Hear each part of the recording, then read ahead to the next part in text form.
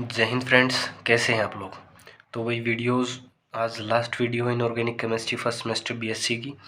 जितने भी important topic बचे हुए हैं वो इस वीडियो के अंदर मैं कंटेन करवा दूंगा। पीडीएफ जो है वो कमेंट बॉक्स के अंदर है। तो इसके अंदर जो सबसे पहली जो इम्पोर्टेंट और मोस्ट इम्पोर्टेंट टर्म आती है वो है लैटिक एनर्जी। क्लियर। डेफिनेशंस की प्रॉब्लम मतलब एलसी मतलब लैटिक एनर्जी। लैटिक एनर्जी क्या होती है? कोई भी जो आयंस हैं, आयंस कौन से वाले? फ्री वाले। फ्री आयंस है, इस इन्वायरमेंट के अंदर फ्री आयंस घूम रहे हैं। उन फ्री आयंस को एक साथ कोलैब करने के लिए, कंबाइन करने के लिए जो एनर्जी चाहिए उस एनर्जी को हमने क्या बोल दिया? Lattice energy. क्लियर। किसी भी आयनिक कंपाउंड के अंदर, कोई भी आप जर्नली अगर आयनिक कंपाउंड की अगर आप बात करेंगे तो उसके अंदर ऐसा माना जाता है कि जो लैटिक एनर्जी होती है वो कम होनी चाहिए, हाई होनी चाहिए। उसकी जो लैटिक एनर्जी है वो बेसिकली हाई होनी चाहिए। ऐसा क्यों होता है कि लैटिक एनर्जी उसकी हाई होती है? कोई भी जो कंपाउंड है वो उतना ही ज़्यादा स्टेबल होगा जितनी उसकी लैटिक एनर्जी होगी। अब अगर आप जर्नल एनर्जी के परसेप्शन से सोचोगे ना इस चीज़ को, कि जर्नली तो जो एनर्जी जिसकी ज़्यादा होती है वो कम स्टेबल होता है, जिसकी एनर्जी लेस होती है वो कम मोर स्टेबल होता है। लेकिन यहाँ एनर्जी नहीं है, यहाँ पर लैटिक एनर्जी है। किसी भी कंपाउंड्स के फ्री आयंस को एक साथ कोलैब करने के लिए जो एनर्जी चाहिए उस एनर्जी का नाम है लैटिक एनर्जी। क्लियर। जितनी लैटिक एनर्जी होगी उतनी ज़्यादा आपके पास स्टेबिलिटी होगी। अब सर लैटिक एनर्जी डिपेंड किस किस चीज़ पे करती है? तो फर्स्ट ये डिपेंड करती है साइज के ऊपर, सेकंड ये डिपेंड करती है चार्ज के ऊपर। क्लियर। साइज किसका? आयन का। और चार्ज किसका? आयन का। दोनों के जो साइज और आयन के चार्ज के ऊपर अगर आप बात करेंगे तो वो जो चीज़ करेगी वो लैटिक एनर्जी होगी। क्लियर। अब साइज के ऊपर कैसे सर? देखिएगा भाई, जो आयन्स हैं, एक पॉजिटिव आयन एक नेगेटिव आयन, इन दोनों को पकड़ के रखने के लिए क्या होगा? Force of attraction. वो फोर्स ऑफ अट्रैक्शन क्या है? K1 Q2, ये तो फिजिक्स वाला है। क्लियर। R square. अब अगर आप फोर्स देखोगे कि आर बढ़ेगा, आर बढ़ा, साइज बढ़ा तो रेडियस बढ़ेगा, तो फोर्स कम होगा। अब फोर्स कम होगा तो ये दूर दूर हो जाएंगे, मीन्स कंपाउंड क्या हो जाएगा? डिस्ट्रॉय हो जाएगा। कंपाउंड के अंदर फोर्स ऑफ अट्रैक्शन नहीं रहेगा, तो इसी से पता चलता है उसके अंदर लैटिक एनर्जी नहीं रहेगी। तो मतलब कि फोर्स, किसी भी जो आयन है उसका अगर साइज स्मॉल है तो उसके अंदर लैटिक एनर्जी ज़्यादा होगी, और जो किसी भी कम साइज का, किसी भी आयन का अगर साइज ज़्यादा है, बड़ा है, तो उसके अंदर लैटिक एनर्जी हाई होगी। सेकंड चार्ज पे आप यहीं से सोच सकते हैं, Q1 Q2। अगर Q1 Q2 ज़्यादा होगा तो लैटिक एनर्जी, फोर्स ज़्यादा होगा, तो लैटिक एनर्जी भी हाई होगी। क्लियर। ये आप इस तरीके से राइटिंग की प्रॉब्लम मतलब पीडीएफ के अंदर बिल्कुल सुंदर अक्षरों में लिखा हुआ है ये चीज़। क्लियर है? ओके जी, आपको यहाँ तक इस चीज़ में कोई भी प्रकार की कोई भी समस्या होगी नहीं। इसके बाद जो मोस्ट इंपॉर्टेंट टॉपिक है that is Bohr Born Lande equation. ये इक्वेशन बहुत इंपॉर्टेंट इक्वेशन है। क्लियर। इसको थोड़ा समझते चलेंगे आप। तो कोई भी आयन था, कोई भी आयन होता है बेसिकली, तो उसके अंदर दो तरीके से पाया गया। उसके अंदर सबसे पहली पाएगी पोटेंशियल एनर्जी। उसके अंदर एक तो पाएगी potential energy. Basically potential energy K1 क्योंकि जर्नली जो होती है वो ये होती है। क्लियर। और नेगेटिव होती है। लेकिन यहाँ पर जो है हमने इस चीज़ को रिप्रेजेंट करने के लिए जो साइंटिस्ट थे किताब में जो है वो इस तरीके से रिप्रेजेंट कर दिया गया। ये Z1 और Z2 दो अलग अलग कंपाउंड ले लिए गए उनको। क्लियर। के को यहाँ पर नहीं लिखा गया, आप लिख सकते हैं, कोई दिक्कत नहीं है, लेकिन बुक्स में जो है सॉरी, बुक्स में जो है ये जर्नली के को इंट्रोड्यूस नहीं करता है। क्लियर। ई जो है चार्ज ऑन इलेक्ट्रॉन है। क्लियर। आर जो है बेसिकली आपकी रेडियस है, डिस्टेंस है। ये होगी फर्स्ट पोटेंशियल एनर्जी। किसी भी कंपाउंड के अंदर जो है जर्नली साइंटिस्ट ने देखा तो उन्होंने पाया कि ये चीज़ तो जो है जर्नली मिले ही मिलेगी। नेगेटिव साइन की चीज़ को इंट्रोड्यूस करता है कि वो अट्रैक्शन का है, पोटेंशियल एनर्जी अट्रैक्टिव है। क्लियर। अब दूसरी जो चीज़ देखी कि इलेक्ट्रॉन क्लाउड के कारण, इलेक्ट्रॉन क्लाउड थे, ये दो इलेक्ट्रॉन के क्लाउड हैं, इन इलेक्ट्रॉन क्लाउड के कारण आपस में भी तो रिपल्सन होगा, उस रिपल्सन के कारण भी कुछ ना कुछ पोटेंशियल एनर्जी आएगी। तो वो जो पोटेंशियल एनर्जी निकली दैट इज BeRn। आर की पावर एन है, ये Rn नहीं है, आर की पावर एन है। क्लियर। इस चीज़ को आप जूम करके भी देख सकते हैं। क्लियर। आर की जो है पावर एन लिखा हुआ है, आर की पावर एन। क्लियर। कुछ इस तरीके से लिखा गया है।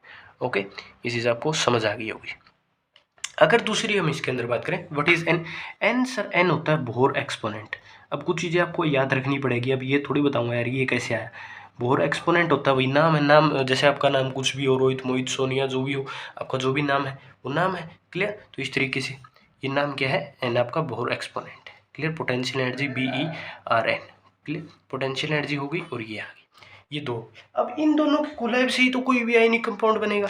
तो जो कंप्लीट पोटेंशियल एनर्जी आई, पोटेंशियल एनर्जी नेट आई, नेट पोटेंशियल एनर्जी मिली, वो नेट पोटेंशियल एनर्जी क्या आई? Z1 Z2 E का square bye R plus BeR की पावर n। ये आ गई जर्नल पोटेंशियल एनर्जी।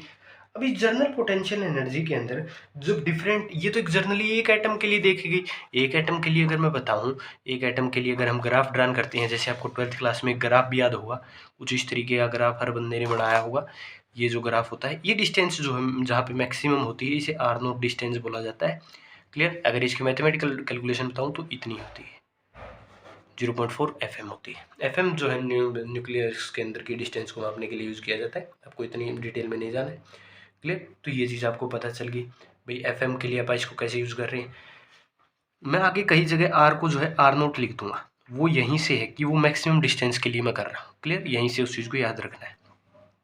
अब अगर हम, ये तो सिर्फ एक एटम के लिए था, अगर अलग अलग एटम के लिए पोटेंशियल एनर्जी नेट निकालें तो वो पता चला जब से हमने रिसर्च की, जो है रिसर्च की गई पोटेंशियल एनर्जी अलग अलग एटम्स के लिए जो है रिसर्च की गई, तो वो जो नेट के लिए हमें सबसे पहले इनका कोलैबोरेशन, इनको अलग अलग से सोल्व करना होगा, तो पोटेंशियल एनर्जी नेट थोड़ी सोल्व करेंगे। तो potential energy into electron by R।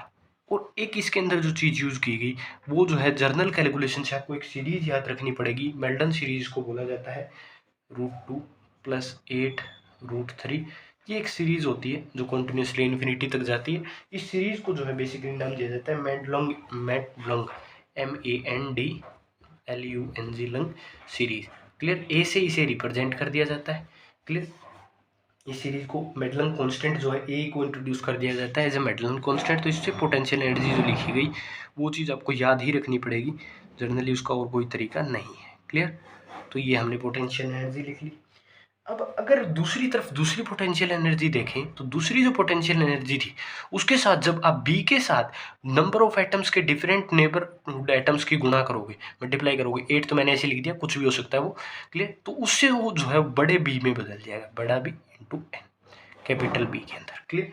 ये चीज़ बनी। अब दोनों को दोबारा से एडअप कर दीजिए। तो दोनों को जब एडअप किया गया तो basically Z1 Z2 E² A by R plus BeRn। Clear? अब इसी चीज़ का क्या कर दीजिए आप, डिफ्रेंशिएशन कर दीजिए बोथ साइड, दोनों साइड इस चीज़ का क्या कर दो, डिफ्रेंशिएशन कर दो। अब देखिएगा हम डिफ्रेंशिएशन कैसे करते हैं। तो आप पोटेंशियल एनर्जी का जब D potential bye potential energy का जब आप डिफ्रेंशिएशन करते हैं तो आपको क्या मिलेगा? क्लियर? आपको मिलेगा AZ² E² R-2 minus NB E²RN-1। इसे आप सोल्व करने पे आपको ये मिलेगा जब आप इसका क्या कर देंगे, डिफ्रेंशिएशन कर देंगे। क्लियर? क्योंकि R का ऊपर जाएगा, R का ऊपर जाएगा -R/2n, ये मैंने माइनस को लिखोगे तो बाय में आ जाएगा। क्लियर? और ये जो है B की RN आगे आएगा और NN-1। क्लियर? इस तरीके से जो इसका डिफ्रेंशिएशन होगा, डिफ्रेंशिएशन आप कर सकते हैं मेरे हिसाब से, आप मैथमेटिक्स में इतना एक्सपर्ट हैं। क्लियर? ये चीज़ आपको पोटेंशियल डिफरेंस के बाद मिल गई। अब हम थिंक करते हैं कि ये वैल्यू 0 दी हुई है, कि rate of change of potential energy था ही नहीं, 0 है बिल्कुल। तो अगर 0 दी हुई है तो Z² E² बाय R², कुछ इस तरीके से हम इस चीज़ को लिख सकते हैं। अगर मैं इधर ले आऊँ इसे, ये चीज़ 0 दी हुई है। क्लियर? ये अगर 0 दी हुई है तो NB E² बाय R की पावर N-1। अगर यहाँ से मैं B की वैल्यू निकाल लूँ, कि मैं B की वैल्यू निकाल लेता हूँ सर यहाँ से, ताकि मैं इक्वेशन के अंदर पुट कर सकूँ अपने पास जो गिवन इक्वेशन दी हुई है उसके अंदर। तो NE² R², ये चीज़ कितने को समझ आ गई? क्लियर? ये चीज़, इस चीज़ में किसी को कोई प्रॉब्लम हो?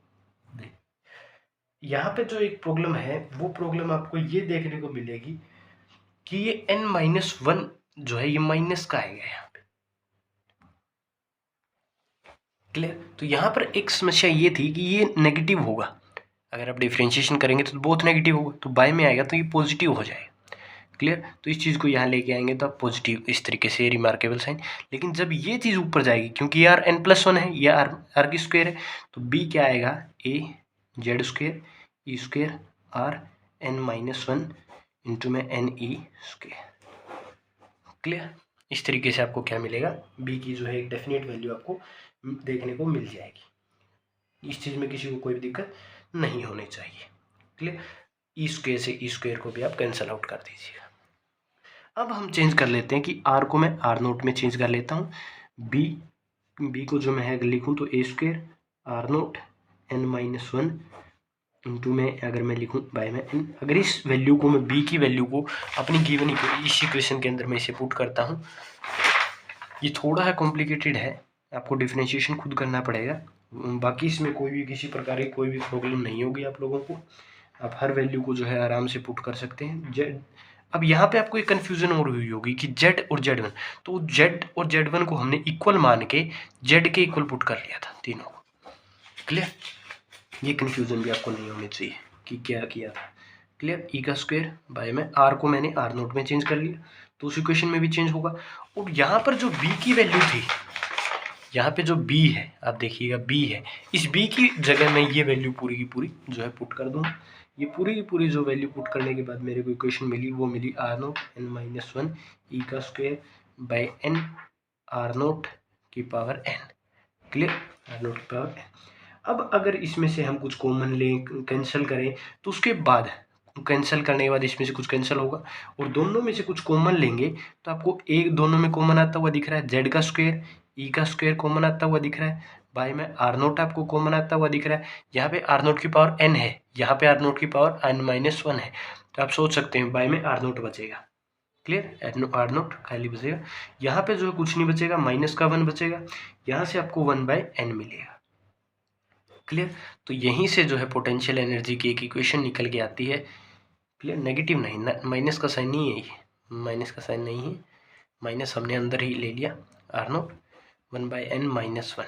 इसी इक्वेशन को जो है बोला जाता है बोहर-लेमन इक्वेशन। क्लियर। इसी इक्वेशन को सिंपली बोहर-लेमन इक्वेशन बोला जाता है। इसी चीज़ को आप समझिए कि बीएससी क्लासेस के अंदर आपको आज बताया गया है, आज नहीं अभी तो ये वीडियो और लंबी होगी। ये जो है इतनी पूरी की पूरी प्रोसेस थी इस चीज़ की करने की, आपको ये सीरीज़ याद होनी चाहिए। इसके ये आपको डिफ्रेंशिएशन करना है, सिंपली बी की वैल्यू निकालनी है, इक्वेशन के अंदर रखनी है और सिंपली ये स्टेप करना है, कॉमन निकालना है और यहाँ तक अपने को ये इक्वेशन आनी चाहिए। ये इक्वेशन जनरली आपको याद भी होनी चाहिए, 2 नंबर के न्यूमेरिकल में डायरेक्ट आपसे इक्वेशन और इसका क्वेश्चन डायरेक्ट पूछ सकता है। क्लियर। पॉसिबिलिटीज़ है। इसके बाद हम बात करते हैं बोर हैबर साइकिल की, बहुत इंपॉर्टेंट टॉपिक। और इसके बाद आपकी आयनिक बॉन्डिंग भी मेरे हिसाब से सर ने जितनी करवाई और उसके बाद ये वीडियो जो है इसमें आपको समझ आ जाएगी। Bore Haber cycle, bore Haber cycle जो है, बोर हैबर साइकिल आप बेसिकली क्या समझेंगे बोर हैबर साइकिल के अंदर। बोर हैबर साइकिल जनरली ऐसी चीज़ होती है जिसके अंदर लैटिक एनर्जी कैलकुलेट होती है। अब लैटिक एनर्जी कैलकुलेट करने के डिफरेंट मेथड्स होते हैं, लेकिन जब आपको lattice energy, bore Haber cycle है ये, बोर लैमडन मैगडन नहीं है, ये जो पीछे वाली क्वेश्चन थी वो अलग थी, ये बोर हैबर साइकिल है। जब आपको थर्मोडायनेमिक डाटा दे दे, थर्मोडायनेमिक डाटा जब आपको दे किसी भी इक्वेशन को में, जब आपको एनर्जी कैलकुलेट करने की बोले, कौन सी एनर्जी, लैटिक एनर्जी बोले कैलकुलेट करने के लिए, और आपको कौन सा डाटा दे, थर्मोडायनेमिकल डाटा दे, तो उस समय जो प्रोसेस यूज की जाती है लैटिक एनर्जी को कैलकुलेट करने की, उसे बोला जाता है बोर हैबर साइकिल। सिंपली और एक शब्द में यही है इसका प्योर मतलब। ठीक। इसके लिए अंदर 5 एनर्जी जो है बेसिकली पढ़ते हैं। फर्स्ट है सब्लिमेशन एनर्जी। तो नाम तो इसमें ये कोई एनर्जी बताने वाले थोड़ी है। सब्लिमेशन एनर्जी वो एनर्जी होती है जिसमें क्या किया जाता है, सॉलिड से डायरेक्ट गैस बनाया जाता है। क्लियर। सॉलिड से डायरेक्ट गैस बनाने के लिए जो एनर्जी चाहिए उसको बोला जाता है sublimation energy, represented by S. Clear. Represent करेंगे हम एस से। दूसरी जो एनर्जी है दैट इज डिसोसिएशन एनर्जी। तो डिसोसिएशन एनर्जी वो एनर्जी होती है जो मोलिकुलर एटम्स को मोलिक्यूल बनाने के लिए यूज की जाती है। क्लियर। सॉरी, मोलिक्यूल बनाने के लिए जो एनर्जी यूज की जाती है, किसी भी एटम से कोई भी मोलिक्यूल, समझिएगा, कोई भी जो मॉलिक्यूल दे रखा है आपको, जैसे Cl2 कोई भी एक मॉलिक्यूल है, क्लियर, इसके अंदर आप जब डिसोसिएशन एनर्जी मिला देंगे तो यहाँ से आपको क्या मिलेगा, क्लोरीन का एक एटम मिल जाएगा। क्लियर, ये होती है, इस एनर्जी को जो है डिसोसिएशन एनर्जी बोला जाता है। आयोनाइजेशन एनर्जी, आयोनाइजेशन एनर्जी कौन सी एनर्जी होती है, ionisation energy is energy which is required, energy release नहीं है, एनर्जी रिक्वायर्ड। कभी भी आपको किसी कोई भी एटम दिया हुआ है इस तरीके से, इसकी वैलेंस सेल से आपको इलेक्ट्रॉन को रिमूव करना है, इलेक्ट्रॉन को रिमूव करना है, उस समय जो एनर्जी दी जाएगी that energy is ionisation energy, उसे एनर्जी को बोला जाता है आयोनाइजेशन एनर्जी। क्लियर, बेसिकली जो है ये पॉजिटिव होती है क्योंकि ये दी जाएगी, आप इसको देंगे, इसको रिक्वायर्ड है, एनर्जी देने की अपने को आवश्यकता है। देते समय जिस चीज़ को देते हैं, कभी भी एनर्जी ऑब्जर्व होती है तो उस समय क्या होती है, जो आप बेसिकली अब जानते हैं उसमें एब्जॉर्प्शन में पॉजिटिव एनर्जी मानी जाती है। क्लियर, इसके बाद आती है electron affinity. Electron affinity, electron affinity क्या होती है, इलेक्ट्रॉन एफिनिटी एनर्जी रिलीज होती है, मीन्स ये नेगेटिव होगी, ये रिक्वायर्ड थी, ये रिलीज थी। कोई भी न्यूक्लियस है उसके अंदर जब आपको इलेक्ट्रॉन को डालना है, इलेक्ट्रॉन को जब उसके अंदर सेट करना है, उस समय जो एनर्जी रिलीज होती है दैट इज इलेक्ट्रॉन एफिनिटी। और lattice energy, fifth energy that is lattice energy, ये आप बेसिकली जानते ही, बता दिया था वीडियो की शुरुआत में। तो sublimation, dissociation, ionisation, electron affinity और लैटिक एनर्जी, तो इन पांचों के इस समेशन को डेल्टा एच, डेल्टा एच क्या होते हैं, heat of formation, heat of formation बोल दिया जाता है इस एनर्जी को, हीट ऑफ फॉर्मेशन याद रखिएगा, कई बार कैलकुलेट करने के लिए बोल देता है। तो डेल्टा एच जो है वो इक्वल होता है आपकी जो सब्लिमेशन एनर्जी आई प्लस जो डिसोसिएशन एनर्जी आई प्लस जो इलेक्ट्रॉन एफिनिटी आई प्लस जो आयोनाइजेशन एनर्जी आई, ये तो दोनों एक चीज़ से रिप्रेजेंट कर दी, वो आप अलग अलग रिप्रेजेंट कर लीजिएगा। इलेक्ट्रॉन एफिनिटी को मैं ई ए से रिप्रेजेंट कर देता हूँ, प्लस जो है लैटिक एनर्जी, लैटिक एनर्जी जो है जनरली यू से रिप्रेजेंट होती है, इसी को बोला जाता है बोर-हैबर साइकिल। क्लियर, अब यहाँ पे ये कन्फ्यूजन मत होना, ये जर्नल इक्वेशन है, मीन्स इसके अंदर अगर कोई एनर्जी नेगेटिव है तो वो मैंने पॉजिटिव के रूप में लिखी हुई है जर्नल इक्वेशन में। जैसे आयोनाइजेशन एनर्जी पॉजिटिव थोड़ी होती है, नेगेटिव होती है, सॉरी पॉजिटिव। इलेक्ट्रॉन एफिनिटी जो है वो बेसिकली क्या होती है, नेगेटिव होती है, तो ये पॉजिटिव लिखी हुई है मैंने। तो आप ये जर्नल इक्वेशन है, कैसी इक्वेशन है, ये जर्नल इक्वेशन है, जब आप यूज़ करेंगे तब आप इस चीज़ को आप साइंस का ध्यान रखिएगा, साइन को जो है पॉजिटिव नेगेटिव में चेंज कर लीजिएगा।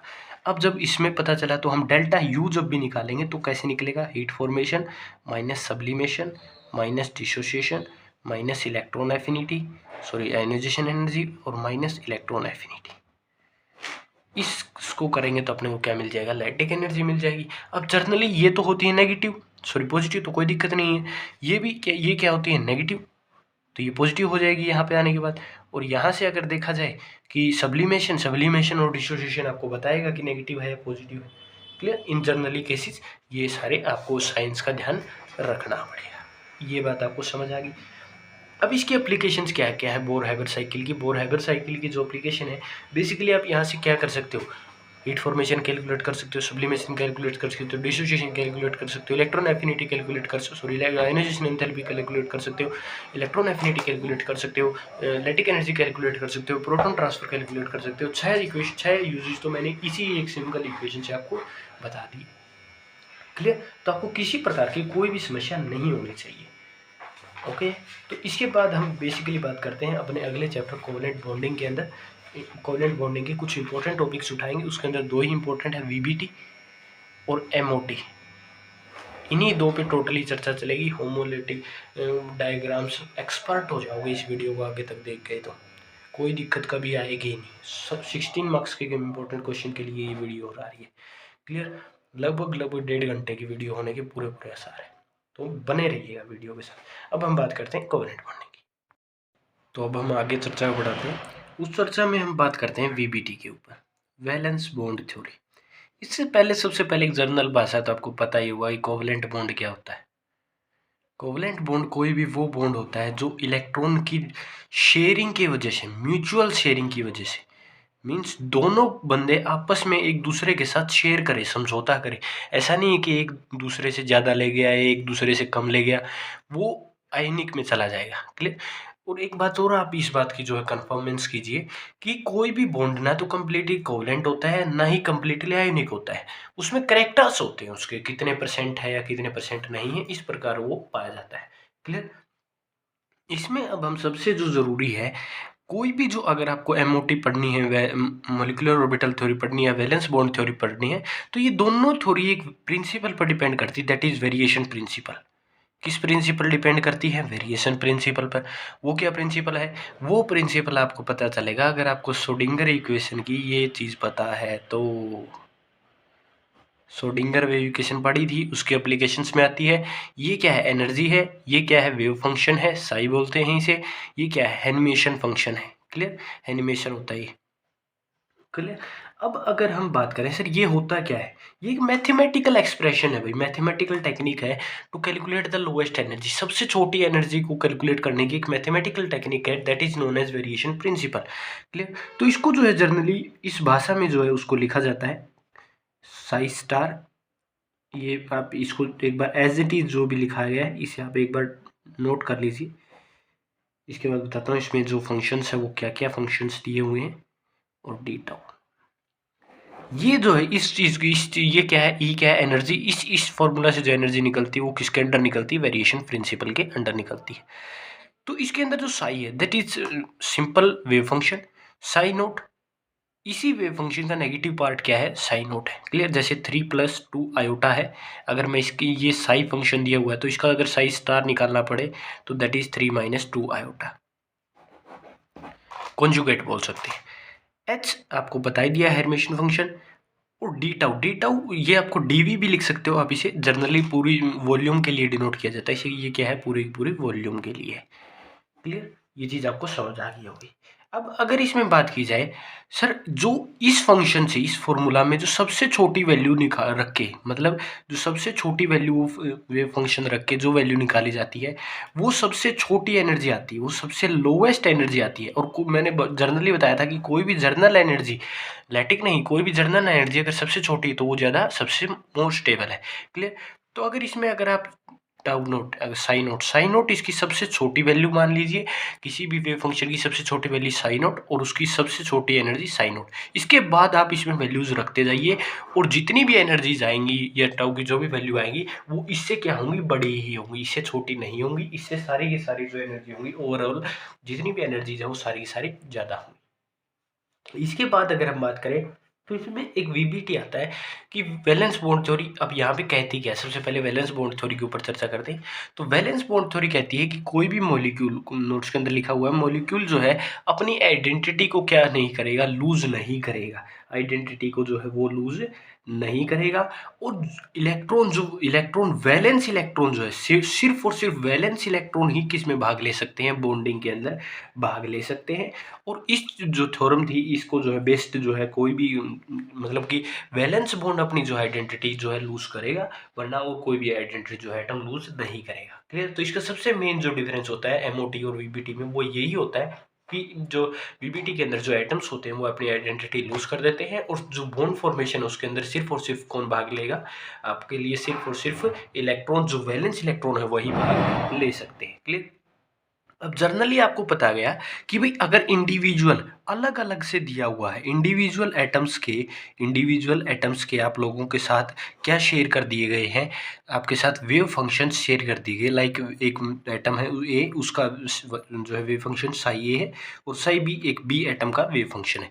तो अगर इन दोनों का कोलैबली वेव फंक्शन लिखना हो तो वो लिखा जाता है इस तरीके से, दोनों के प्रोडक्ट से। क्लियर? और इसकी जो एनर्जी है वो लिखी जाती है। जनरली आपको पता होना चाहिए, इन सेंस ये पूछेगा नहीं लेकिन ये आगे आपको काम आएगा कि इंडिविजुअल आइटम्स है तो उसकी कैसे लिखी जाएगी। उसमें मैं डायरेक्ट यूज़ कर दूंगा, आपको समझ ही नहीं आएगा। तो वो यहाँ से यूज़ की जाती है क्योंकि जनरली एक प्रिंसिपल है, वेरिएशन प्रिंसिपल के अंडर टर्म्स के अंदर ही आता है। क्लियर? और एनर्जी उन दोनों की कुछ इस तरीके से लिखी जाती है। अगर उसके अंदर कुछ ना कुछ एक ही वेव फंक्शन हो, एक ही एटम हो, एक ही एटम के अंदर कुछ ना कुछ अलग तरीके से वेव फंक्शंस बिहेव कर रहे हो, तो उनको जो डिनोट करने का तरीका है वो होता है एक एक ही। ये इंडिविजुअल अलग अलग के लिए था, ये सिमिलर एक के लिए है। क्लियर? तो जो ये लिखा जाता है ये लिखा जाता है C1 वो जितने भी वेव फंक्शन उनकी मल्टीप्लाई कर दी जाती है एक वैल्यू से C1 C2 से। ये C1 C2 बेसिकली कुछ नहीं है, this is mixing coefficient. Coefficient होते हैं आपको जनरली, अगर यहाँ पे अगर मैं थोड़ा और हाई लेवल का बताऊं तो आपको जब मॉलिक्यूलर ऑर्बिटल थ्योरी बताएंगे तो उसके अंदर इनका बहुत ज़्यादा यूज होता है। मिक्सिंग कोफिशिएंट होते हैं, होमोलेटिक में इक्वल होते हैं, जो हेट्रोलेटिक होता है उसके अंदर अलग अलग इनकी वैल्यूज पाई जाती है। क्लियर? तो आपको होमो, हेट्रो और ये सारी चीज़ें आगे बताएंगे, लेकिन आपको ये बातें अब तक यहाँ तक पता होनी चाहिए कि भाई साई का जो लीनियर सम फंक्शन है वो कैसे लिखा जाएगा। अब जनरली हम एक लिखते हैं फॉर हाइड्रोजन एटम, आप लिखते हैं किताब के अंदर भी हाइड्रोजन के लिए लिखा हुआ है, हाइड्रोजन एटम के लिए। तो हाइड्रोजन एटम के लिए जब भी लिखेंगे तो सबसे पहले कुछ कंसीडरेशन कर लेते हैं। लाइक एक एटम ए है, उसका जो वेव फंक्शन है वो ये दिया हुआ है, उसके अंदर इलेक्ट्रॉन, जो एक इलेक्ट्रॉन, हाइड्रोजन के अंदर इलेक्ट्रॉन तो एक ही होगा, उसे मैंने डिनोट कर दिया 1 से। क्लियर? सिंपली 1 से डिनोट किया है। बी एक एटम है जिसका जो वेव फंक्शन है वो साई बी है, और उसके अंदर 2 से मैंने उसे इलेक्ट्रॉन, उसके इलेक्ट्रॉन को रिप्रेजेंट किया है। उसके अंदर 2 का मतलब ये नहीं है कि 2 इलेक्ट्रॉन, उसका मतलब है कि उसके अंदर जो इलेक्ट्रॉन है वो 2 से रिप्रेजेंट किया गया है, इलेक्ट्रॉन एक ही है। क्लियर? तो अगर इस फंक्शन को मैं उस तरीके से लिखूं, साई जो 2 अलग अलग एटम है, इंडिविजुअल एटम है, तो ये थ्योरम लगेगी। तो इस तरीके से लिखा जाए तो साई ए इंटू में इसका इलेक्ट्रॉन 1, साई बी इंटू में इलेक्ट्रॉन 2। 2 इसका मतलब ये नहीं है कि ये 2 है, इलेक्ट्रॉन इसकी रिप्रेजेंटेशन है। क्लियर? इस तरीके से हमने इसे रिप्रेजेंट कर दिया।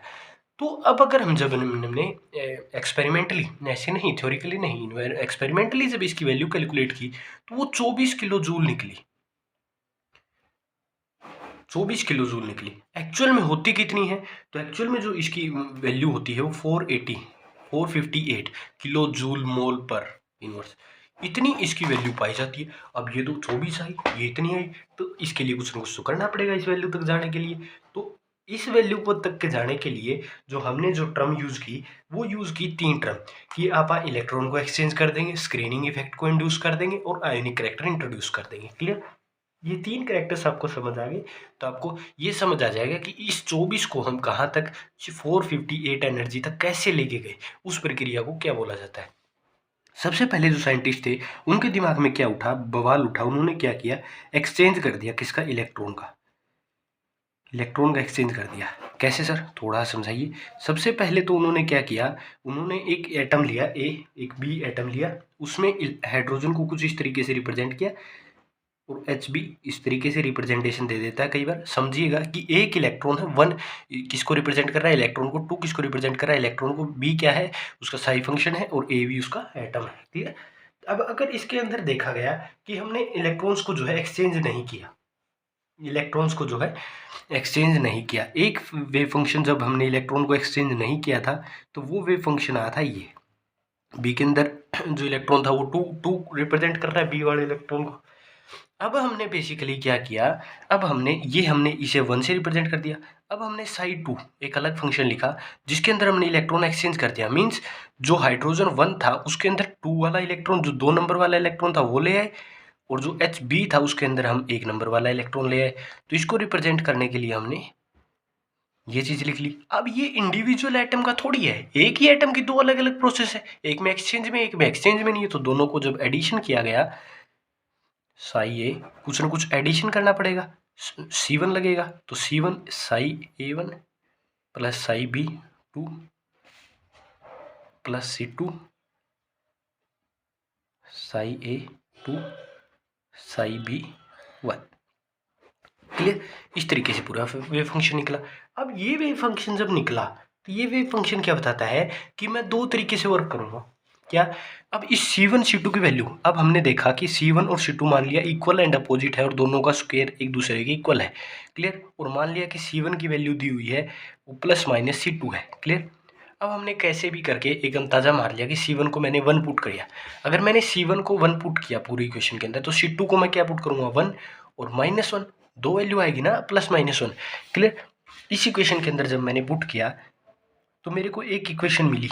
मैंने जब प्लस वाला पुट किया, C1 जो C2 तो जब मैंने प्लस वाला वैल्यू जो है पुट की, तो मेरे को ये इक्वेशन मिली। सिंपली आप लोग समझते जाइएगा इस इक्वेशन को, जब अपने हाथ से लिखेंगे तो आपको और अच्छे से क्लियर हो जाएगा। और साइन नेगेटिव मैंने यहाँ पर जो था -1 पुट कर दिया, तो -1 पुट कर दिया। अब सिंपली इस चीज़ का यहाँ पे इस चीज़ को आगे एक्सटेंड करने का कोई मतलब था नहीं, लेकिन मैं कर रहा हूँ, उसका एक पर्पज़ है मेरी नज़र में। अब हम आपको क्या बताएंगे, इसी चीज़ को आगे आपको जो इनऑर्गेनिक केमिस्ट्री है वो घोंट पिला के इसको बता देगी बॉन्डिंग मॉलिक्यूलर ऑर्बिट, इसको बता देगी एंटी बॉन्डिंग मॉलिक्यूलर ऑर्बिट। है कुछ चीज़ नहीं है, पीछे वाली चीज़ ही, लेकिन घुमा फिरा के वहाँ एक नया कंसेप्ट जोड़ देगी। क्लियर? तो यहाँ से ये चीज़ आपको थोड़ी बहुत याद रख लीजिए, आगे भी मैं इस चीज़ को डिस्कस करूँगा। क्लियर? सिमेट्रिक कॉम्बिनेशन बोल देते हैं, एंटी सिमेट्रिक को मॉलिक्यूलर के अंदर बता देंगे। क्लियर? यहाँ तक आप लोगों को ये चीज़ें समझ आ गई होगी। होता क्या है एक्चुअल में, एक एटम ये है, एक एटम ये है। इसका जो इलेक्ट्रॉन था, ये इलेक्ट्रॉन और ये इलेक्ट्रॉन तो इसमें दे दिया जाता है, ये इलेक्ट्रॉन इसमें दे दिया जाता है इलेक्ट्रॉन एक्सचेंज के अंदर, और देखा जाता है कि उसके अंदर क्या इफेक्ट पड़ेगा, कि उसकी एनर्जी चेंज हुई या नहीं हुई। तो ये चीज़ देखी गई, तो जो एनर्जी थी वो 44 से कहाँ लेके जानी थी, 448 तक। क्लियर? तो ये एनर्जी इस प्रोसेस के बाद, एक्सचेंज ऑफ इलेक्ट्रॉन के बाद जो एनर्जी थी वो चली गई 358। क्लियर? 358 के पास जो है एनर्जी इसकी चली गई आफ्टर द एक्सचेंज, सॉरी 365 है, 365 किलो जूल के पास एनर्जी चली गई। इसको जो है ग्राफ से भी ये कई बार डिनोट कर देता है। मैं आगे उस ग्राफ को कम्प्लीटली आप लोगों के लिए शेयर कर देता हूँ। ये कुछ इस तरीके से ग्राफ भी यहाँ पे आप लोगों को डिजाइन करके देगा। यहाँ पे पोटेंशियल एनर्जी लेगा, यहाँ पर जो ये पहली एनर्जी, ये कर्व 1 है जो 24 वाली एनर्जी को शो करता है, ये कर्व 2 है जो आफ्टर इलेक्ट्रॉन एक्सचेंज आई है, जो बेसिकली आपको क्या शो करती है, 365 एनर्जी शो करती है। अब हमने अगला इफेक्ट यूज किया, that is screening effect. Screening effect हमने इंट्रोड्यूस कर दिया, स्क्रीनिंग इफेक्ट। अब इसने क्या कहा, इस भाई साहब ने क्या कहा कि एक न्यूक्लियस है ये, एक न्यूक्लियस है ये, हाइड्रोजन हाइड्रोजन के, जब इनके बीच में बॉन्ड बनेगा तो इसने कहा ये इलेक्ट्रॉन और इस इलेक्ट्रॉन ये एक दूसरे पे स्क्रीनिंग इफेक्ट भी लगाएंगे। तो स्क्रीनिंग इफेक्ट लगाएंगे तो कुछ ना कुछ रिपल्सन होगा, तो रिपल्सन के कारण कुछ ना कुछ एनर्जी के अंदर इंक्रीज आएगा। तो यही तो होगी भाई दिक्कत, ये तो होगी समस्या कि एनर्जी के अंदर इंक्रीज आएगा। सॉरी भाई, एक प्रॉब्लम और होगी, ये एनर्जी 303 है, 303 है, ये नोट्स में गलत लिख दी थी मैंने, अभी याद आया। इस चीज़ को यहाँ से अगर इस ये जो कर्व है ये कर्व डिनोट करेगी स्क्रीनिंग इफेक्ट के बाद की एनर्जी को। ये एनर्जी है 365, याद वही रखो, 365 कर्व नंबर 3 के अंदर है, ये 3 नंबर किलो जूल मोल। तो अब 24 से 365 तक आ चुके हैं, लेके कहाँ जानी है, 458 के अंदर। क्लियर? अब ये आखिरी दाव पेज खेलता है, दैट इज आयोनिक करेक्टर। अब ये थक हार के हर चीज़ करके एनर्जी जब नहीं बढ़ी 365 से, तो ये क्या इंट्रोड्यूस कर देता है, अपने पास इंट्रोड्यूस कर देता है कि हाइड्रोजन और हाइड्रोजन का जो बॉन्ड है उसके अंदर कुछ ना कुछ आयोनिक करेक्टर भी होगा। क्लियर? तो ये हाइड्रोजन के अंदर जब भी आयोनिक करेक्टर इंट्रोड्यूस कर देता है तो उसको इंट्रोड्यूस करने का तरीका ये होता है कि ये दोनों इलेक्ट्रॉन्स को एक एटम के अंदर ले आता है। एक बार ये कंडीशन ले लेता है, एक बार ये क्या कंडीशन ले लेता है, एच बी और 1 2, ये दो, ये कंडीशन ये ले लेता है, एक कंडीशन ये ले लेता है। ये दो डिफरेंट टाइप की जो है कंडीशन यहाँ पे यूज कर लेता है ताकि अलग से जो है क्वेश्चन बन सके। तो अगर ये कंडीशन इसने यूज की तो एक फंक्शन आएगा, उस फंक्शन के अंदर साई ए ही होगा, क्योंकि साई बी तो में तो कोई इलेक्ट्रॉन ही नहीं है, मतलब जीरो है। क्लियर? साई ए, सॉरी ए में ही है ना, यहाँ पे देखो, यहाँ पे पूरे के अंदर बी के अंदर है, इसे 2 से रिप्रेजेंट कर दीजिए, इसे 1 से, सॉरी गलती से, इसे हम लिख लेते हैं साई ए के अंदर कोई इलेक्ट्रॉन नहीं है तो साई बी के अंदर 1, साई बी के अंदर 2। क्लियर? अब इन दोनों इलेक्ट्रॉन्स को क्या कर दिया गया, ऐड अप कर दिया गया, इन्हीं दोनों चीज़ों को ऐड कर दिया गया, और इसी चीज़ को जो है बेसिकली जर्नली ऐड करने के बाद लिख दिया गया आयोनिक। क्यों? क्योंकि ये आयोनिक कैरेक्टर के इंट्रोडक्शन के बाद यूज हुई है। क्लियर? तो सॉरी ये ए है ये। Clear? Psi B 1 plus sorry into psi B 2। ये लिखने में कई बार बहुत बार गड़बड़ होती है, ये आयोनिक। क्यों? क्योंकि इस तरीके से हमने इसे बनाया है।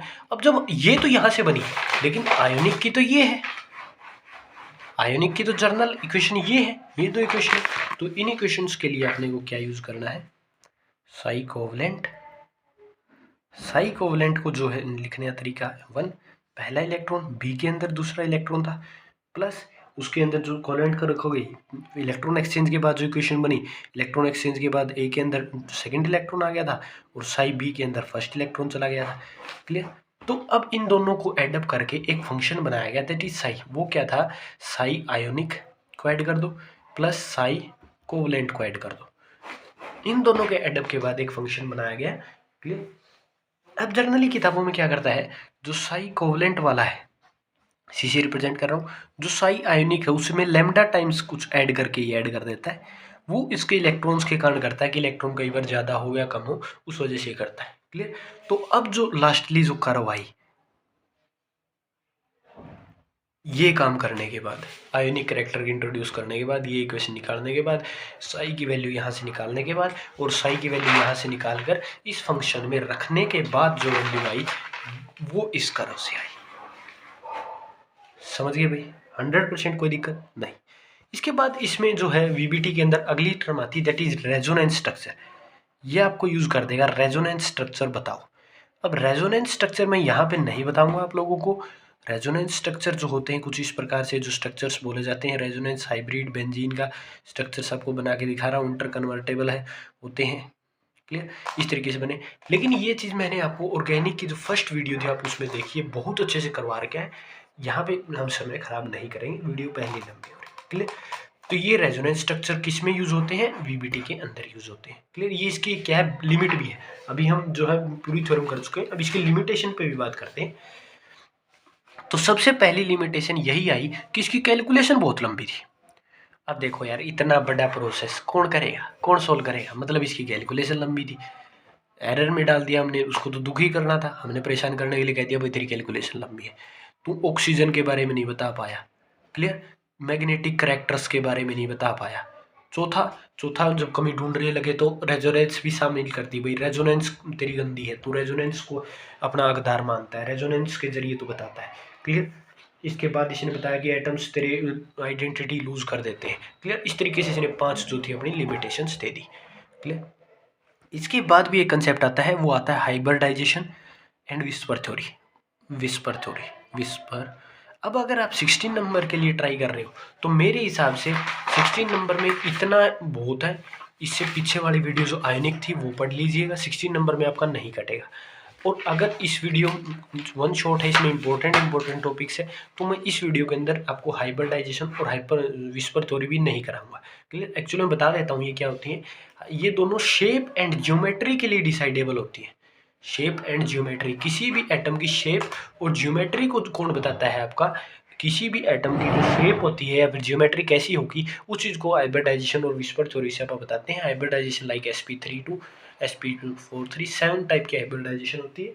बेसिकली मैं इसमें चर्चा नहीं करूँगा। क्लियर। क्योंकि इंपॉर्टेंट टॉपिक्स की वीडियो, तो इंपॉर्टेंट टॉपिक्स में मैं इसे नहीं कैलकुलेट कर रहा हूँ। क्लियर। तो यहाँ के बाद हम अगली बात करते हैं मॉलिक्यूलर ऑर्बिटल थ्योरी MOT के ऊपर। मोटी नहीं MOT, MOT। ओके। क्लियर। अगली हम चर्चा करते हैं that is molecular orbital theory. Molecular orbital theory थोड़ी सी विपरीत थी, ये 2 बातों पे डिसाइडेबल थी, molecular orbit and AO, atomic orbital. ये 2 चीजें समझ जाओ, अपने आप समझ जाओगे। MOT कोई दिक्कत नहीं है, MOT में एक्सपर्ट हो जाओगे, 16 मार्क्स का क्वेश्चन ऐसे बन जाएगा। MOT में बात करते हैं मॉलिक्यूलर ऑर्बिट और एटॉमिक ऑर्बिट। तो ये थ्योरी क्या कहती है, ये कहती है कि हम बनेगा कैसे, ऑर्बिट्स बनते कहते हैं। तो ये कहते हैं कि जो एटॉमिक ऑर्बिटल्स होते हैं ना, वही चेंज होते हैं मॉलिक्यूलर ऑर्बिट के अंदर, और वही बनाते हैं मॉलिक्यूलर ऑर्बिटल थ्योरी। सिंपली, सीधी सादी, बिना जोड़े तोड़े मसाला की ये भाषा है। क्लियर। दूसरा कहता है कि मेरी इसकी और इसकी एनर्जी दोनों सेम होनी चाहिए, हम दोनों भाई बहन नहीं है, हम दोनों प्यार करते हैं, हम दोनों एनर्जी सेम रखेंगे अपनी। क्लियर। ये बात इसने कह दी।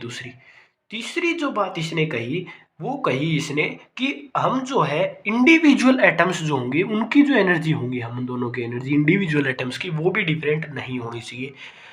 चौथी बात कहता है कि हमारी शेप किस पर डिसाइडेबल होगी, शेप हमारी उस चीज पे डिसाइड करेगा जो एटॉमिक ऑर्बिटल कंबाइन होकर मॉलिक्यूलर ऑर्बिटल किस तरीके से बने हैं, उस चीज पे हमारी शेप डिसाइड करेगी।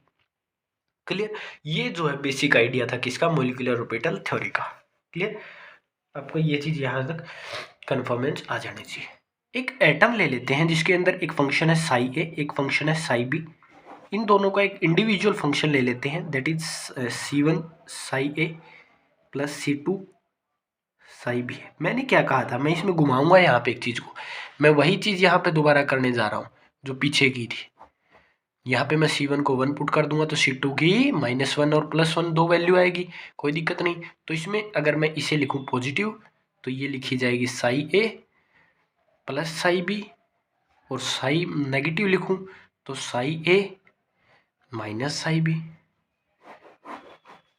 तो यहीं पे मैंने वहीं बोल दिया था, इसको ये नाम दे देगा bonding molecular orbit, bonding molecular orbit. इसको बोल देगा ये anti bonding molecular orbit, ABMO, anti bonding molecular orbit. Clear? Simply आपको ये चीज़ पता होनी चाहिए।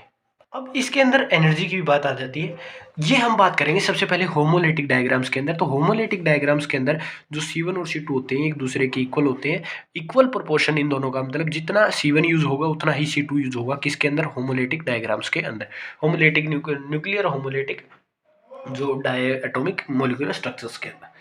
ये बात आपको यहाँ तक पता चली। एंटी बॉन्डिंग बॉन्डिंग, यहाँ तक किसी को प्रॉब्लम कि एंटी बॉन्डिंग बॉन्डिंग क्या होती है, इस चीज़ से आपको पक्का पता होना चाहिए। अब जो बॉन्डिंग होता है सर, होता क्या है एक्चुअली में, इसको डायग्रामेटिकली समझो। हम 1s से समझाते हैं आपको। 1s एक मोटू मोटू सा गोल मटोल सा शेप होता है एस का, इस तरीके से एक स्फीयर का शेप होता है। ये है 1s। 1s में जो है पॉजिटिव चार्ज है, फुल दबा के पॉजिटिव चार्ज है। तो इसमें देखिएगा 1s और 1s दोनों आपस में जुड़ेंगे। 1s के अंदर पॉजिटिव चार्ज है, ये इसकी न्यूक्लियाई, और ये पॉजिटिव चार्ज। अब देखो एडिशन हो रहा है, तो एडिशन होगा तो ये कुछ इस तरीके से एडिशन होगा। दो प्रकार के एडिशन माने जाते हैं, एक होता है side by side, side by side होगा तो पाई माना जाता है। और सिग्मा कब माना जाता है? जब आपका कैसा हो, हेड टू हेड हो। ये चीज़ तो बेसिकली आपको पता होगी, 11th क्लास में पढ़ा हुआ इतना तो। साइड बाय साइड क्या होता है और ये क्या होता है। अब गोलू मटोलू दोनों आपस में मिले तो ये एरिया क्या आया, दोनों के एडिशन से हुआ है। मतलब एक का साइड फंक्शन था, इसका ये फंक्शन था, इसका ये फंक्शन था, दोनों का ऐड किया, मतलब बॉन्डिंग मॉलिक्यूलर ऑर्बिट ये बन गया। ये बन गया बॉन्डिंग मॉलिक्यूलर ऑर्बिट। इसके अंदर क्या आ गया, गोलू मटोलू है। इसको थोड़ा और सिंपली अगर बड़ा बना के लिखे तो दोनों एक जुड़ गए आपस में, दोनों बाई बन गए तो बड़ा साइज हो गया। अब गोलू मटोलू को मैंने क्या किया, जो गोलू मटोलू 1s ऑर्बिट था इसको मैंने सब्ट्रैक्ट कर दिया। सब्ट्रैक्ट किया तो मेरे को क्या पता चला कि ऐसे बनेगा। अब इस नेगेटिव चार्ज को पॉजिटिव क्या कर देगा, नेगेटिव कर देगा। नेगेटिव पॉजिटिव को क्या कर देगा, नेगेटिव कर देगा। तो ये बन गया इधर नेगेटिव। तो अब इन दोनों के बीच में क्या आ गया, दरारें आ गई। इनके प्यार में क्या आ गई, दरारें आ गई। और इसी दरार का नाम है नोडल प्लेन। इसी दरार का नाम है नोडल प्लेन। क्लियर? यहाँ पे आपको ये चीज क्लियर कट समझ आनी चाहिए, ऐसे नहीं कि सिंपली आप समझ गए, नहीं, क्लियर कट ये इमेज का। तो यहाँ से आपको एक चीज और पता चल गई होगी कि बॉन्डिंग मॉलिक्यूलर ऑर्बिट जो होते हैं ये इलेक्ट्रॉन डेंसिटी इनके अंदर क्या होती है, हाई होती है। समझ गए? और जो ये होती है बेचारा देखो इतनी दूर है एक दूसरे से, तो इसके अंदर है जीरो एक तरीके से बिल्कुल नल, कोई तरीके की कोई भी इलेक्ट्रॉन डेंसिटी इसके अंदर नहीं पाई जाएगी। इस तरीके में कोई आपको गड़बड़ लग रही हो, नहीं जी। अब एक चीज आती है यहाँ पे, एक चीज यूज कर देगा ये सिग्मा स्टार, पाई स्टार, बहुत कंफ्यूज करता है। इतना कंफ्यूज कर देता है बच्चों को कि पता नहीं क्या क्या क्या। सिंपल समझो, ये पॉजिटिव बना मोटू गोटू का, इसके स्ट्रक्चर के बाद, इसके बाद ये बना, इसमें एक डाल दो डंडा, ऐसे एक 80 डिग्री का क्या डाल दो, ऐसे एक डंडा। अब इस मोटू को घुमाओ, इस मोटू को अगर 180 घुमाने के बाद यही सेम मोटू आ जाए, 180 घुमाया और यही सेम मोटू आ गया तो वो क्या है, पाई है। अगर नहीं आया तो वो पाई स्टार है। समझिएगा? अब ये देखो, एक पॉजिटिव इधर है, एक पॉजिटिव इधर है। अब अगर मैं इसे घुमा दूं तो वही पॉजिटिव, ये पॉजिटिव ऊपर चला जाएगा तो पॉजिटिव ही तो है, तो इसे लिख देंगे सिग्मा।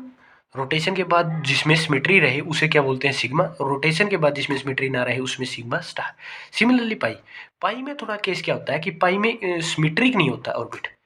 पाई में क्या होता है कि ऑर्बिट सिमेट्रिक नहीं होगा, मीन्स ये पॉजिटिव था, ये नेगेटिव था, 180 घुमाया तो ये स्ट्रक्चर कैसा बन गया, ये नेगेटिव आ गया, ये पॉजिटिव आ गया। ये दोनों सिमेट्रिक थोड़ी है, ये अलग है, ये अलग है, तो ये क्या हो गया, पाई हो गया। क्लियर? ये क्या हो गया, पाई जो है वो basically side by side overlapping से भी बनता है। यहाँ तक आपको कोई भी प्रॉब्लम हो कि मोटू को घुमाना कैसे है, 180 डिग्री रख के ऐसे घुमा दो और देखो कि वही स्ट्रक्चर है तो सिमेट्रिक है, वरना सिमेट्रिक नहीं है। अगर सिमेट्रिक नहीं है तो सिग्मा स्टार होगा या फिर पाई स्टार होगा। क्लियर। वो पाई स्टार होगा तो साइड बाय साइड से होगा और ये हेड टू हेड से होगा। क्लियर। इसमें यहाँ तक मेरे हिसाब से किसी को मेरी पढ़ाई हुई चीज़ में कोई दिक्कत नहीं होगी। अब अगली जो चीज़ में बेसिकली जर्नली हर चीज़ में पढ़ाते समय जो बताता हूँ वो चीज़ बताते हैं हम एनर्जी के ऊपर। एनर्जी जो होती है, अब यहाँ पे एक चीज़ आ गई। अब आपने जो दो चीज़ें पढ़ ली, bonding molecular orbits, ABM, anti bonding molecular orbits. अब इन दोनों की क्या कर लो, एनर्जी को रिलेट कर दो।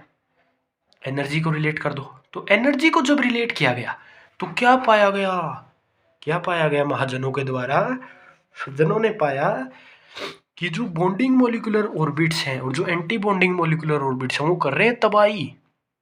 कैसे? क्योंकि बॉन्डिंग मोलिकुलर ऑर्बिट्स में है अट्रैक्शन, तो वो एक दूसरे के पास रहना चाहते हैं, एक दूसरे के पास रहना चाहते हैं, एक दूसरे से प्यार करते हैं, इसलिए एक दूसरे के पास रहेंगे। तो इससे इतनी एनर्जी नहीं चाहिए, ये बेचारे थोड़े पैसे में संतुष्ट हैं, तो इसकी एनर्जी क्या है, लोवेस्ट थी। ये तो होगी कोई समस्या। और यहाँ पे देखा गया कि इस गोलू मटोलू को क्या है, इस गोलू मटोलू को दूर जाना है, इससे इससे दूर जाना है, तो इसमें रिपल्सन के लिए क्या चाहिए, एनर्जी। तो इससे पाया गया कि इधर इधर जो एनर्जी है वो एनर्जी है हाई। एंटी बॉन्डिंग में कैसी एनर्जी है, हाई एनर्जी है। तो जर्नली ऑर्बिट्स जो थे नॉर्मल स्टेट में वो ऐसे थे। इस एटम का एक अलग था, ये अलग है, ये साई ए फंक्शन वाले का है, ये साई बी फंक्शन वाले का। हम ड्रॉन करके दिखाएंगे, आप उस चीज़ में कंफ्यूज मत रहिएगा।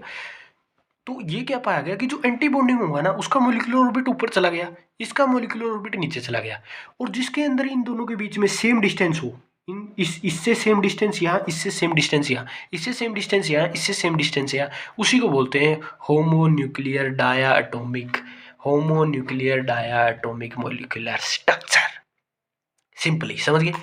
और जिसके अंदर इस मॉलिक्यूल में एनर्जी, ये गैप और ये गैप क्या हो, अलग अलग हो, डिफरेंस हो इस एनर्जी में, उसे बोल देते हैं heteronuclear diatomic structures, molecular structures. Clear. एक शब्द में जमा इनकी क्या कर दी, इसी चीज कर दी। क्लियर। एक शब्द में इनका जो है मैंने आपको सार समझा दिया कि कैसे आपको इन चीज़ों से जो है पल्ले पकड़ना है। अब हम इसमें जर्नली एक दो सीरीज बताऊंगा एनर्जी की, वो सीरीज फॉलो करनी है। आप जितने इलेक्ट्रॉन चाहें उतने भर लीजिएगा। अब ये तो पता होगा, अब बाहु रूल तो पता होगा आप लोगों को कि अब बाहु रूल एनर्जी लोअर स्टेट से हायर स्टेट तक भरी जाती है। हंस रूल पता होगा कि पहले सिंगली भरे जाएंगे फिर डबली भरे जाएंगे। और पी फंड भी आपको पता होगा मेरे हिसाब से। पी फंड क्या है कि एक ऑर्बिट के अंदर कितने इलेक्ट्रॉन आ सकते हैं, मैक्सिमम 2 ही इलेक्ट्रॉन आ सकते हैं, और वो भी अपोजिट स्पिन के, मतलब एक उल्टे पैर करके सोएगा तो एक उल्टे पैर करके सोएगा। क्लियर। इसमें किसी को कन्फ्यूजन हो नहीं है, कोई दिक्कत नहीं है। क्लियर। तो इसके अंदर अब हम आपको दे रहे हैं 2 सीरीज। क्लियर। 2 सीरीज देंगे हम आपके साथ और आप हमारे साथ लिखेंगे इस सीरीज को, ताकि आपको भी याद हो जाए वो चीज़। उसका इफ बट नोट डट नहीं करना है, क्योंकि इफ बट यदि करोगे तो वो चीज़ आपको दिक्कत देगी, आप इलेक्ट्रॉन को भर ही नहीं पाओगे। क्लियर। और अभी जो टाइम है उसके हिसाब से तो आपको याद ही करनी पड़ेगी वो चीज़। Sigma 1s, sigma star 1s, sigma 2s, sigma star 2s, sigma pi 2px, pi 2py।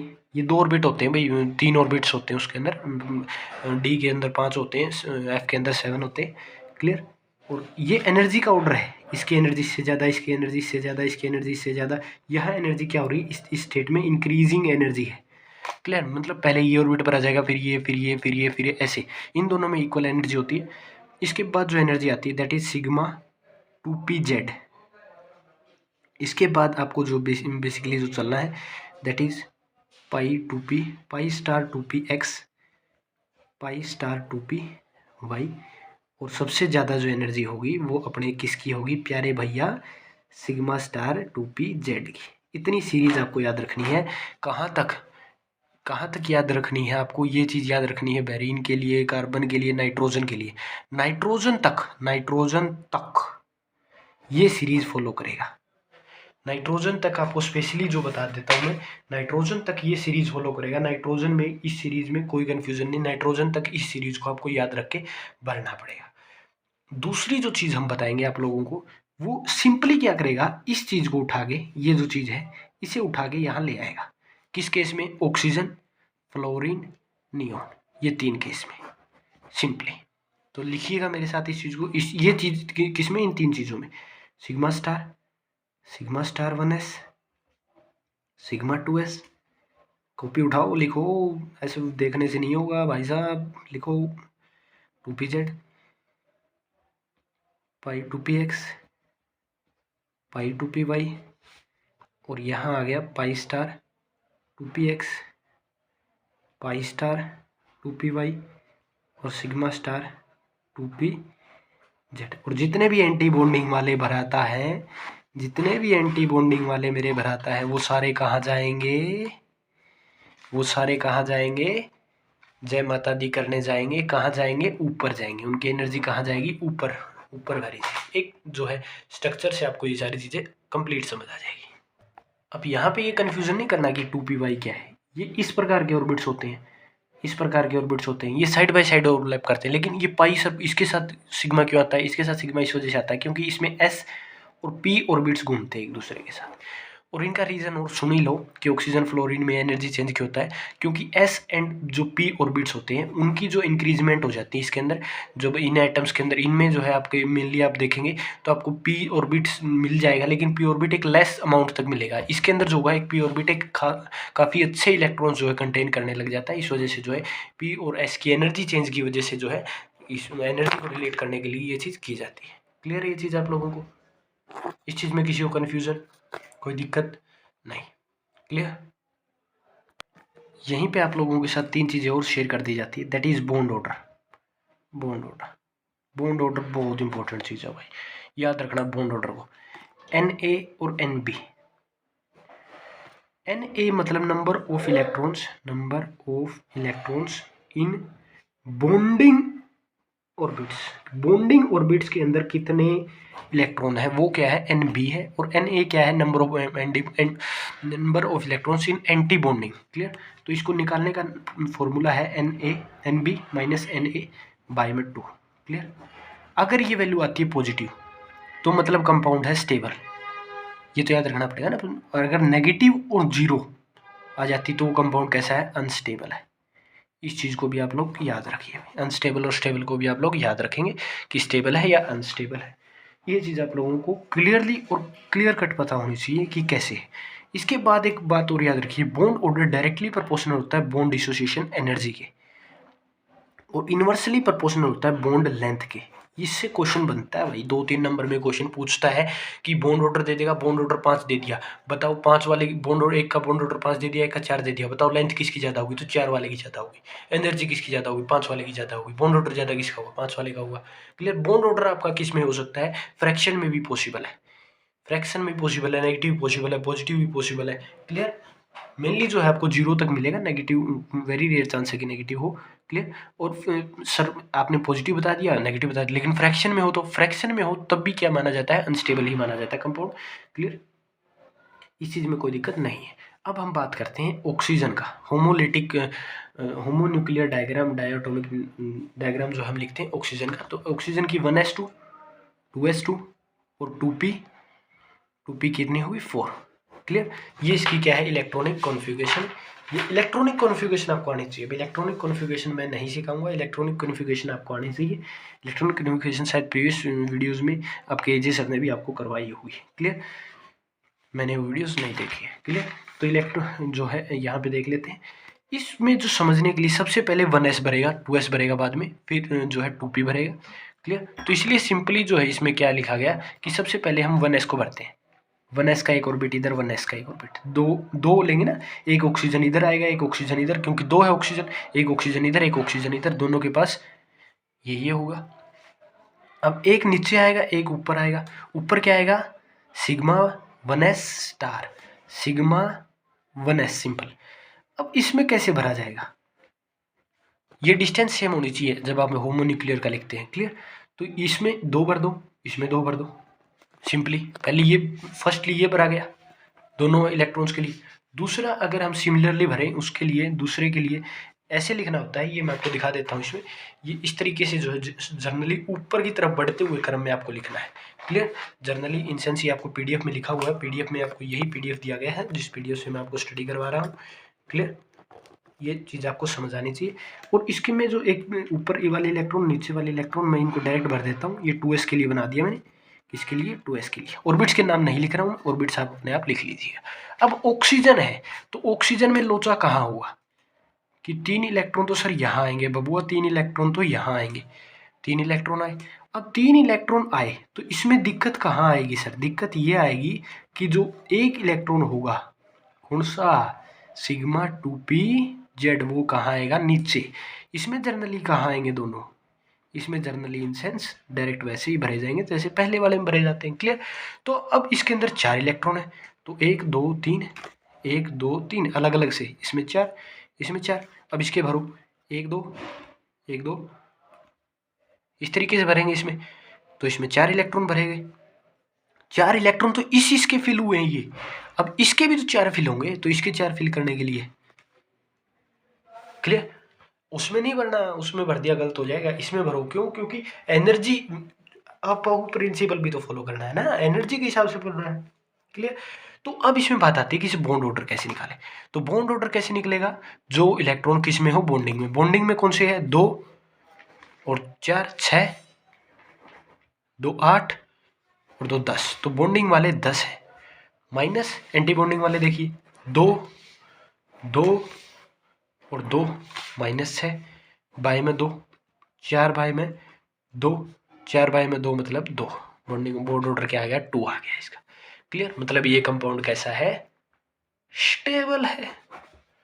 इस चीज को आप समझ गए। अब यही क्या करेगा? ऑक्सीजन के ऊपर एक पॉजिटिव चार्ज दे देगा। पॉजिटिव चार्ज दे दिया मतलब जो P3 हो गया, अगर नेगेटिव चार्ज दे दिया तो P5 हो गया, P5 हो जाएगा। इसके अंदर 5 इलेक्ट्रॉन आ जाएंगे, इसके अंदर 3 इलेक्ट्रॉन आ जाएंगे, ऐसे ही भरे जाते हैं। ये है होमोलैटिक का खड़ा। क्लियर। आपको ये चीज़ आनी चाहिए कि ये कैसे निकाला जाएगा, ये स्ट्रक्चर आना चाहिए आपको, डायग्राम्स आने चाहिए। डायग्राम्स कैसे बनेंगे? एक जर्नल डायग्राम आपको बना के मैंने दिखा दिया है। क्लियर। एक बात कर लेते हैं हिड्रोलैटिक के ऊपर भी। अब हम बात करते हैं किसके ऊपर? हिड्रोलैटिक डायटोमिक डायग्राम्स के ऊपर। इसमें जो जर्नली डायग्राम्स है, मैंने क्या बताया कि यहाँ एक डायग्राम होगा, ये जो डायग्राम्स थे इनके अंदर डिस्टेंस सेम थी, मतलब होमो। अब डिस्टेंस के अंदर कन्वर्जन कैसे आ रहा है, तो इसको याद रखने का आपको तरीका जो है एक मालूम होना चाहिए। वो तरीका क्या है कि जो मोर इलेक्ट्रोनेगेटिव होगा, मोर इलेक्ट्रोनेगेटिव होगा, उसकी जर्नली इन सेंस एनर्जी पाई जाती है कम। एनर्जी कम पाई जाती है तो वो किसके पास मिलेगा? ग्राउंड की तरफ मिलेगा। और जो इलेक्ट्रॉन जो मोर क्या होता है, सॉरी लेस इलेक्ट्रोनेगेटिव होता है, कोई भी इलेक्ट्रॉन जो एटम जो है वो लेस इलेक्ट्रोनेगेटिव होता है, तो उसकी एनर्जी पाई जाती है ज़्यादा, तो वो कहाँ मिलेगा? अपसाइड मिलेगा। इसको समझिए एक एग्जांपल CN से। CN में क्या लिखेंगे आप? हिट्रो लिखेंगे, हिट्रो वाला डालेंगे, अथवा में आएगा ये क्वेश्चन मेरे हिसाब से, तो मेरे अकॉर्डिंग तो एक तरफ आप ऑर्बिट बनाएंगे किसका? CN वाला। क्लियर। CN वाली एक तरफ कॉन्फ़िगरेशन लिखिए। CN की क्या लिखेंगे? CN की तो ये लिखी जाएगी 2p2, और इसकी नाइट्रोजन वाले की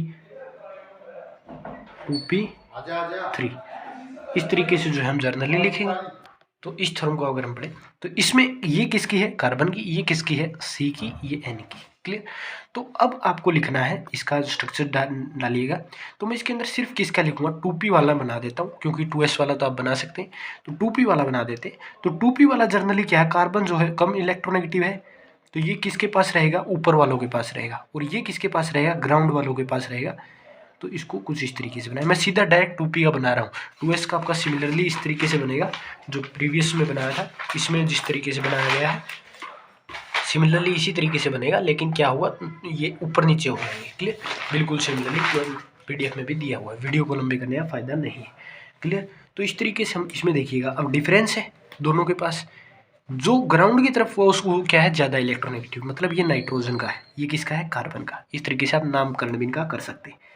अब ये पास इधर है, तो इसमें अगर जर्नल ट्रेंड देखोगे, ये ऑक्सीजन नहीं है, नाइट्रोजन है, तो सबसे ऊपर क्या आएगा? सिग्मा 2pz है, ये ऊपर आएगा, और इसमें जो ये हो गए ये नीचे आएंगे। क्लियर। इस वजह से मैंने ये उठाया था। क्लियर। ये नीचे आएंगे इसके अंदर 2। उसमें देखो नाइट्रो ऑक्सीजन वाले में अलग था ट्रेंड, इसमें ट्रेंड के हिसाब से क्लियर। इसमें क्या होगा, 2 जो होंगे गोल गोल वाले वो नीचे आएंगे, मतलब पाई स्टार 2p(x) और 2 पाई स्टार 2p(y), और एक जो होगा ऊपर आएगा सिग्मा स्टार 2p(z). आपको इतने ही पढ़ने हैं, आगे क्लासेस में हम आगे और पढ़ेंगे, लेकिन अभी तक इतने ही जो है स्टडी अपने को करने के लिए बोला गया है। तो अब कार्बन वाले में 2 एटम 2 इलेक्ट्रॉन, एक इलेक्ट्रॉन इधर भर दिया, एक इलेक्ट्रॉन इधर। नाइट्रोजन वाले में 3 इलेक्ट्रॉन भरने, ये तो भरने आते हुए, ये तो छाटने आते हैं यहाँ से यहाँ से यहाँ से, क्लियर। तो अब भरने हैं 5 टोटल, 2 और 2, तो 1 2 3 4। पहले भरेंगे सिंगली सिंगली 1 2, फिर इसमें एक इसमें एक, क्लियर। तो ऊपर वाले के लिए तो कोई इलेक्ट्रॉन ही नहीं बचा, सिंपल ही बात है, ऊपर वाले के लिए तो कोई इलेक्ट्रॉन ही नहीं बचा यार, 5 के 5 नीचे भर गए। तो एंटी बॉन्डिंग में कितने आ गए, 5। नीचे वाले स्ट्रक्चर्स अगर आप जर्नली एक स्ट्रक्चर के भी कैलकुलेट करते हो, जो सबसे मेन जो सबसे ऊपर वाला स्ट्रक्चर होता है, अगर उससे आप एंटी बॉन्डिंग के इलेक्ट्रॉन कैलकुलेट करते हो तो भी कंप्लीट आ जाता है। क्यों, क्योंकि नीचे वाले जितने भी होते हैं वो कंप्लीटली भरे होते हैं, वो नेगेटिव करके कैंसिल आउट ही होना होता है। और एंटी बॉन्डिंग के यहाँ कितने इलेक्ट्रॉन है, 0 इलेक्ट्रॉन है। तो बॉन्ड ऑर्डर बेसिकली क्या आएगा, 5 - 0/2 मतलब 2.5। तो यहाँ से पता चल गया आपका बॉन्ड ऑर्डर क्या आ सकता है, फ्रैक्शन में भी आ सकता है। क्लियर है, यहाँ तक आपको ये चीज़ पता चल गई। ये हीटरो का है, देखिए इसमें डिफरेंस है, क्लियर। इसकी डिस्टेंस का डिफरेंस है दोनों के बीच में, क्लियर। तो यहाँ से आपको जो है, अब अगर हम इसमें बात करें सर इसकी क्या क्या सक्सेस थी, तो सक्सेस सबसे पहले मैग्नेटिक कैरेक्टर बता दिया इसने, ऑक्सीजन को प्रूफ कर दिया इसने, ऑक्सीजन को इसने अच्छे से बना दिया, कैलकुलेशन कम कर दी, और भी कई इसने काम किए, आइडेंटिटी वगैरह लूज के बारे में बता दिया, क्यों करते हैं क्यों नहीं करते, क्लियर। और मोलिकुलर ऑर्बिट्स का कंसेप्ट इसने इंट्रोड्यूस किया। ये इसके क्या थे, पॉजिटिव इफेक्ट थे, क्लियर। तो इसके साथ ही भाई सारे इंपॉर्टेंट टॉपिक होते हैं ख़त्म। मिलते हैं आप लोगों से जल्दी, आशा करते हैं कि आपका स्वास्थ्य वगैरह ठीक रहेगा। तो मिलते हैं जल्दी, तब तक के लिए ओके बाय टाटा, जय हिंद, जय भारत, जय श्री राम, थैंक यू, जय हिंद भाई।